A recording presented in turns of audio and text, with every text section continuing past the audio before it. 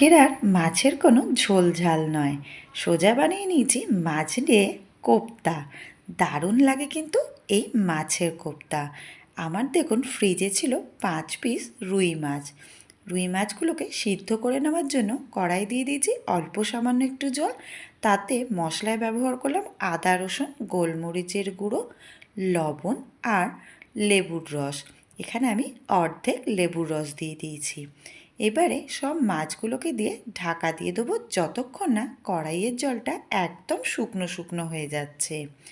এখানে দেখুন মাছগুলো সুন্দর সিদ্ধ হয়ে গেছে, কড়াইয়ের জলটা একদম টেনে নিয়েছে। মাছগুলোকে নামিয়ে ঠান্ডা করে সব কাঁটাগুলোকে বেছে নেব। কাঁটাগুলো অবশ্যই ভালো করে বেছে নিতে হবে। মাছ সিদ্ধর মধ্যে দিয়ে দিচ্ছি একটা মিডিয়াম সাইজের আলু সিদ্ধ, আর পেঁয়াজ কুচি, কাঁচা লঙ্কা কুচি, ধনেপাতা কুচি, সেটাও মাছ সিদ্ধর মধ্যে দিয়ে দিলাম। গুঁড়ো মশলা দিলাম লবণ, গোটা গরম মশলার গুঁড়ো, হলুদ গুঁড়ো, লঙ্কার গুঁড়ো, জিরে গুঁড়ো আর ধনে গুঁড়ো। সব উপকরণ প্রায় দেওয়াই হয়ে গেছে। সুন্দর বাইন্ডিংয়ের জন্য দিয়ে দিলাম একটা ডিম আর 2 চামচ কর্নফ্লাওয়ার।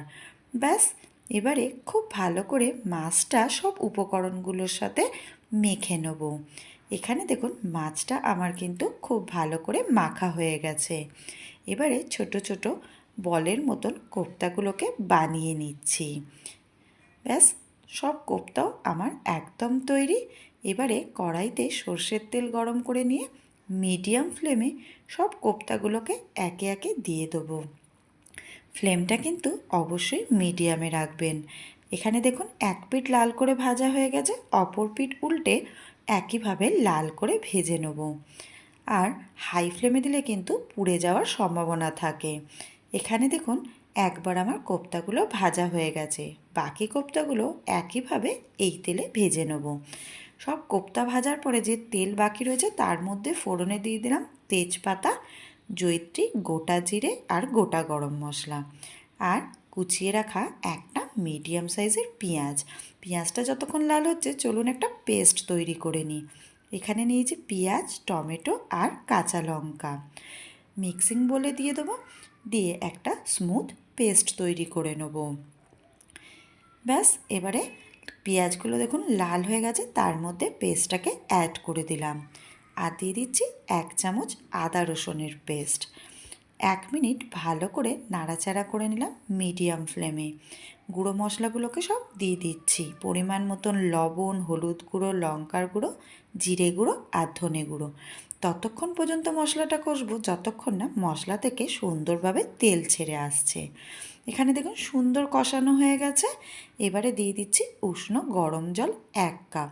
এটা আমার গ্রেভি তৈরি করার জন্য জলটাকে ব্যবহার করলাম। খুব ভালো করে মিশিয়ে দিয়ে ঢাকা দিয়ে 5 মিনিট ভালো করে ফুটিয়ে নিচ্ছি।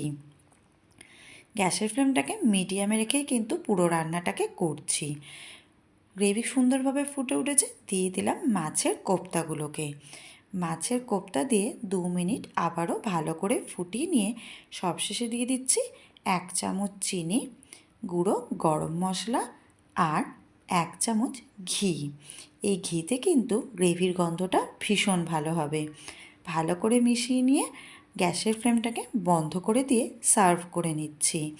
গরম ভাতের সাথে কিন্তু এই মাছের কোপ্তা খেতে ভীষণ ভালো লাগে, তাই বাড়িতে আপনারা অবশ্যই ট্রাই করবেন। ভালো লাগলে আমাকে কমেন্ট করে জানাবেন। আমার চ্যানেলে নতুন বন্ধু হলে সাবস্ক্রাইব করে নেবেন, আর ফেসবুক থেকে দেখলে পেজটাকে ফলো করে নেবেন। ধন্যবাদ।